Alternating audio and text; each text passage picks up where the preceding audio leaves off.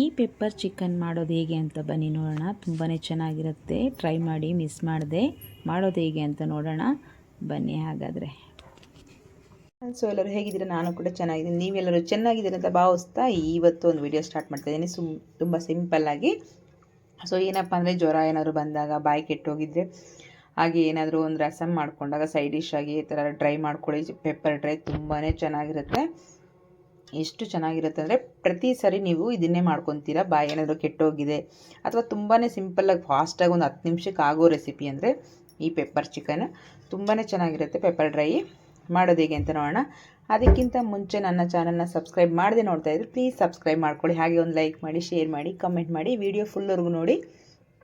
ತುಂಬಾ ಚೆನ್ನಾಗಿರುತ್ತೆ recipe, miss ಮಾಡಬೇಡಿ. ಈಗ ನಾನು 1 kg ಚಿಕನ್ ತೊಗೊಂಡಿದ್ದೀನಿ.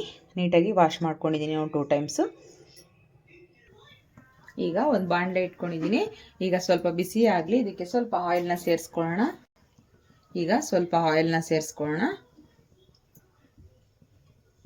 ಇಷ್ಟಾದರೆ ಸಾಕಾಗುತ್ತೆ. ಇದಕ್ಕೆ ಒಂದು ಸ್ವಲ್ಪ ಕರಿಬೇವು ಹಾಕ್ಕೋಬೇಕು. ಈಗ ಚಿಕನ್ನ ಸೇರಿಸ್ಕೊಳ್ಳೋಣ. ತುಂಬಾ ಚೆನ್ನಾಗಿರುತ್ತೆ, ಬಾಯಿ ಕೆಟ್ಟೋದಾಗ ಈ ರೀತಿ ಮಾಡ್ಕೊಳ್ಳಿ. ಈಗ ಮಿಕ್ಸ್ ಮಾಡ್ಕೊಳ್ಳೋಣ ನಾವು.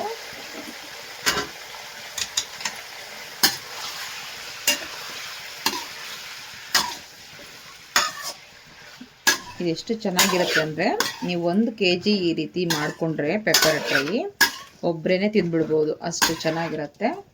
ಒಂದ್ಸಲಿ ನೀವು ಹೇಳಿದ್ದಕ್ಕಾದ್ರೂ ಟ್ರೈ ಮಾಡಿ ನೋಡಿ, ಗೊತ್ತಾಗುತ್ತೆ.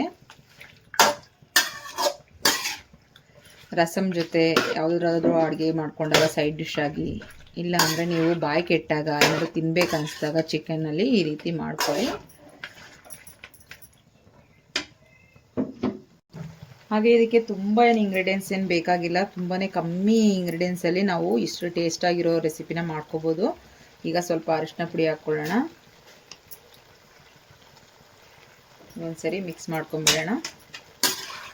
ತುಂಬ ಫಾಸ್ಟಾಗಿ ಆಗುತ್ತೆ, ತುಂಬ ಕಮ್ಮಿ ಇಂಗ್ರೀಡಿಯೆಂಟ್ಸಲ್ಲಿ ಆಗುತ್ತೆ.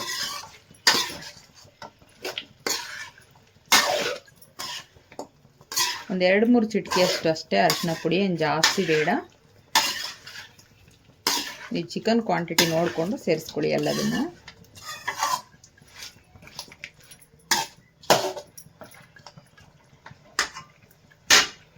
ಇದಕ್ಕೆ ಮೇಯ್ನು ನಮಗೆ ಪೆಪ್ಪರು ಹಾಗೆ ಬೆಳ್ಳುಳ್ಳಿ ಜಾಸ್ತಿ ಬೇಕು. ಜ್ವರ ಬಂದಿದ್ರು, ಶೀತ ಆಗಿದ್ರೂ ಏನಕ್ಕೆ ಬೇಗ ಫಾಸ್ಟಾಗಿ ನಮ್ಗೆ ಕಮ್ಮಿ ಆಗುತ್ತೆ, ಹಾಗೆ ಬಾಯಿಗೆ ಒಂದು ಒಳ್ಳೆ ಟೇಸ್ಟ್ ಸಿಗುತ್ತೆ ಅಂದರೆ ಇದೇ ಕಾರಣ. ನೋಡಿ, ಪೆಪ್ಪರ್ ಸ್ವಲ್ಪ 1-2 ಟೇಬಲ್ ಸ್ಪೂನ್ ಅಷ್ಟು ಪೆಪ್ಪರ್ ತೊಗೊಂಡಿದ್ದೀನಿ. ಕಾಳು ಮೆಣಸು, ಹಾಗೆ ಇಲ್ಲೊಂದು 2 ಬೆಳ್ಳುಳ್ಳಿ ಗಡ್ಡೆ ತೊಗೊಂಡಿದ್ದೀನಿ ದೊಡ್ಡದೆ. ನೋಡಿ, ಇಷ್ಟೊಂದು ಬೇಕಾಗುತ್ತೆ. ಇವಿಷ್ಟು ಜಾಸ್ತಿ ಪ್ರಮಾಣದಲ್ಲಿ ತೊಗೋಬೇಕು. ಇನ್ನೇನು ಜಾಸ್ತಿ ನಮಗೆ ಮಸಾಲೆ ಅಂತ ಇದಕ್ಕಿರಲ್ಲ. ಇದಕ್ಕೆ ಧನಿಯಾ ಪುಡಿ ಒಂದು, ಹಾಗೆ ಒಂದು ನಮಗೆ ಖಾರದ ಪುಡಿ ಆ ಥರ ಸೇರಿಸ್ಕೋಬೇಕು. ನೋಡಿ, ಇಲ್ಲಿ ನಾನೊಂದು 2 ದೊಡ್ಡ ಟೇಬಲ್ ಸ್ಪೂನಲ್ಲಿ ಧನಿಯಾ ಪೌಡ್ರ್ ತೊಗೊಂಡಿದ್ದೀನಿ, ಸಾಂಬಾರು ಪೌಡರು. ನಾವು ಯಾವುದನ್ನು ಸಾಂಬಾರಿಗೆ ಬಳಸ್ತೀವೋ ಅದನ್ನೇ. ಸೊ ಅದಕ್ಕೆ ಮೆಣಸಿನ್ಕಾಯಿ ಹಾಕ್ಸಿ ಮಿಕ್ಸಿ ಮಾಡಿಸಿದ್ದು, ನೀವಂದರೆ ಪೌಡ್ರ್ ಮಾಡಿಸ್ಕೊಂಡಿದ್ರೆ ರೆಡ್ ಚಿಲ್ಲಿ ಪೌಡರ್ ಸೇರಿಸೋದು ಬೇಡ. ಇದಕ್ಕೆ ನಾವು ರೆಡ್ ಚಿಲ್ಲಿ ಮಿಕ್ಸ್ ಮಾಡಿಲ್ಲ, ಹಾಗಾಗಿ ಸಪ್ರೇಟಾಗಿ ಖಾರ ಸೇರಿಸ್ಕೋಬೇಕಾಗತ್ತೆ. ಇದಕ್ಕೆ 1 ಟೇಬಲ್ ಸ್ಪೂನ್ ಅಷ್ಟು ಖಾರ ಸೇರಿಸ್ತಾ ಇದ್ದೀನಿ. ಈಗ ಇದನ್ನು ಮಿಕ್ಸಿ ಮಾಡ್ಕೋಬೇಕು. ನೀರು ಏನು ಹಾಕಬಾರ್ದು. ಯಾವ ಥರ ಮಿಕ್ಸಿ ಮಾಡ್ಕೋಬೇಕು ಅಂದರೆ, ನಾವು ಇದನ್ನು ಆಫ್ ಆ್ಯಂಡ್ ಆನ್ ಆ ಥರ ಮಾಡಿಕೊಂಡು ಪೌಡ್ರ್ ಮಾಡ್ಕೋಬೇಕು. ತರಿಯಾಗಿ ಇರಬೇಕು. ನಾನು ನಿಮಗೆ ತೋರಿಸ್ತೀನಿ ಯಾವ ಥರ ಇರಬೇಕು ಅಂತ.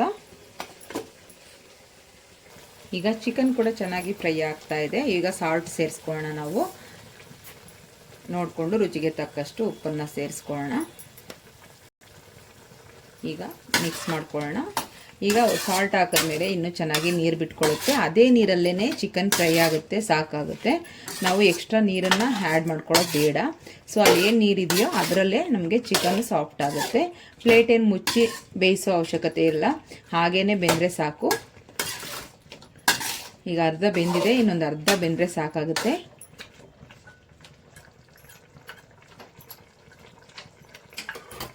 ಈಗ ನಾವು ಮಿಕ್ಸಿ ಮಾಡ್ಕೊಂಡು ಬರೋಣ.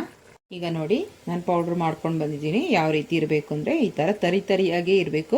ಪೌಡರ್ ಆಗಿರುತ್ತೆ, ಬೆಳ್ಳುಳ್ಳಿ ಮೆಣಸು ಎಲ್ಲ ನಮಗೆ ಕೈಗೇನು ಸಿಗ್ತಾ ಇರಲ್ಲ. ಈ ರೀತಿ ಪುಡಿ ಆಗಿರಬೇಕು. ಇದಕ್ಕೆ ನೀರು ಸೇರಿಸ್ತೇನೆ ರುಬ್ಕೋಬೇಕಾಗುತ್ತೆ ಇದನ್ನು. ನೋಡಿ ಇನ್ನೊಂದು ಸ್ವಲ್ಪ ನೀರಂಶ ಇದೆ, ಈ ನೀರನ್ನು ಸ್ವಲ್ಪ ಖಾಲಿ ಆಗಬೇಕು, ಅದರಲ್ಲೇ ಚೆನ್ನಾಗಿ ಬೇಯ್ತಾ ಇರುತ್ತೆ ಚಿಕನ್. ನಮಗೆ ಆಗಾಗ ಒಂದೊಂದ್ಸರಿ ಮಿಕ್ಸ್ ಮಾಡ್ಕೊಳ್ಳಿ ಹಾಗೆ, ಯಾಕೆಂದರೆ ಸೈಡಲ್ಲಿರೋದು ಕೆಲವೊಂದು ಬೇಯ್ದೇ ಇರ್ಬೋದು. ಹಾಗಾಗಿ ನಾವು ಮಿಕ್ಸ್ ಮಾಡೋದ್ರಿಂದ ಎಲ್ಲದನ್ನು ನೀಟಾಗಿ ಈಕ್ವಲಾಗಿ ಸಾಫ್ಟ್ ಆಗುತ್ತೆ. ಬಾಯಲ್ಲಿ ನೀರು ಉರುವಂತಹ ರೆಸಿಪಿ ಇದು. ನೀವು ಮಾಡಿದಾಗಲೇ ನಿಮಗೆ ಗೊತ್ತಾಗುತ್ತೆ ಆ ಫೀಲು. ಈಗ ನೋಡಿ ನೀರೆಲ್ಲ ಹೋಗಿದೆ, ತಳದಲ್ಲಿ ಸ್ವಲ್ಪ ಮಾತ್ರನೇ ಇದೆ, ಇಷ್ಟಾದರೆ ಸಾಕಾಗುತ್ತೆ. ಚಿಕನ್ ಕೂಡ ಬೆಂದಿರುತ್ತೆ, ಬೇಕಾದ್ರೆ ನೋಡೋಣ ಈಗ. ನೋಡಿ ಚಿಕನ್ ಕೂಡ ಬೆಂದಿರುತ್ತೆ, ಇಷ್ಟು ಬೆಂದರೆ ಸಾಕು. ತುಂಬ ಮೆತ್ತಗಾಗಬಾರ್ದು. ಪ್ಲೇಟ್ನ ಮುಚ್ಚಿ ಬೇಯಿಸೋದ್ರಿಂದ ತುಂಬ ಸಾಫ್ಟ್ ಆಗಿಬಿಡುತ್ತೆ, ಪೀಸ್ ಆಗಿ ಪೌಡರ್ ಥರ ಆಗಿಬಿಡುತ್ತೆ ಚಿಕನ್ನು. ಸೊ ಅದೇ ನೀರಲ್ಲಿ ಹಾಗೇ ಓಪನ್ ಇಟ್ಬಿಟ್ಟೆ ಬೇಯಿಸ್ಬೇಕಾಗುತ್ತೆ ನಾವು. ಈಗ ನಾವು ಪೌಡರ್ ಮಾಡಿ ಇಟ್ಕೊಂಡಿರೋದು ಸೇರಿಸ್ಕೊಳ್ಳೋಣ. ಈಗ ಮಿಕ್ಸ್ ಮಾಡ್ಕೊಳ್ಳೋಣ. ಇದಕ್ಕೆ ನಾವು ಯಾವುದೇ ರೀತಿ ಶುಂಠಿ ಈರುಳ್ಳಿ ಏನನ್ನು ಬಳಸಿಲ್ಲ. ಸೊ ಈಸಿಯಾಗಿ ಫಾಸ್ಟಾಗಿ ಈ ಪೆಪ್ಪರ್ ಡ್ರೈನ ಮಾಡ್ಕೋಬೋದು, ತುಂಬಾ ಚೆನ್ನಾಗಿರುತ್ತೆ. ಈಗ ಒಂಚೂರು ಲೋ ಫ್ಲೇಮ್ ಇಟ್ಕೊಂಡು ನೀವು ಮಿಕ್ಸ್ ಮಾಡ್ಕೊಳ್ಳಿ. ನೋಡಿ ಪೆಪ್ಪರ್ ಚಿಕನ್ ಡ್ರೈ ರೆಡಿ ಆಯಿತು. ಆ ಮಸಾಲೆ ಎಲ್ಲ ಮೇಲ್ಗಡೆ ಅಂಟ್ಕೊಂಡಿರುತ್ತೆ, ಎಷ್ಟು ಚೆನ್ನಾಗಿರುತ್ತೆ ಅಂದರೆ ಬಾಯಿ ಕೆಟ್ಟೋಗಿರೋರಿಗೆ ಅಷ್ಟು ಬೇಗನೆ ರಿಲ್ಯಾಕ್ಸ್ ಆಗುತ್ತೆ, ಅಷ್ಟು ಚೆನ್ನಾಗಿರುತ್ತೆ ಸ್ಪೈಸಿಯಾಗಿ. ಆ ಪೆಪ್ಪರ್ ಅನ್ನೋದು, ಪೆಪ್ಪರು ಈ ಬೆಳ್ಳುಳ್ಳಿ ಇದೆಲ್ಲ ನಮಗೆ ಕೋಲ್ಡ್ ಆಗಿದ್ದರೆ ಅದೆಲ್ಲ ಕರಗಿಸ್ಬಿಡುತ್ತೆ.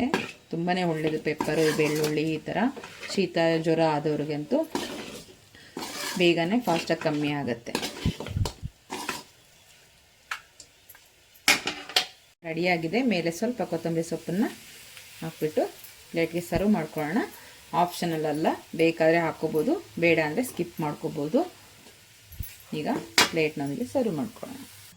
ಈಗ ನೋಡ್ಬೋದು ಪ್ಲೇಟ್ಗೆ ಸರ್ವ್ ಮಾಡಿದ್ದೀನಿ. ಬ್ಯಾಚುಲರ್ಸ್ಗಾಗಲಿ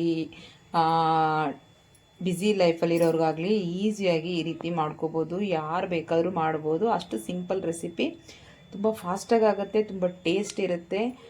ಯಾರು ಬೇಕಾದರೂ ಮಾಡ್ಕೊಳ್ಳೋ ಅಂಥ ರೆಸಿಪಿ. 10 ನಿಮಿಷ ಇದ್ದರೆ ಸಾಕು, ಒಂದು ಪೆಪ್ಪರ್ ಚಿಕನ್ ಡ್ರೈ ರೆಡಿ ಆಗುತ್ತೆ. ಸೊ ನಿಮಗೆ ಈ ವಿಡಿಯೋ ಇಷ್ಟ ಆಗಿದೆ ಅಂದ್ಕೊತೀನಿ. Thank you for watching. ಮತ್ತೆ ಸಿಗೋಣ ನೆಕ್ಸ್ಟ್ ವಿಡಿಯೋ. ಅಲ್ಲಿವರೆಗೂ ಟೇಕ್ ಕೇರ್, ಬಾಯ್.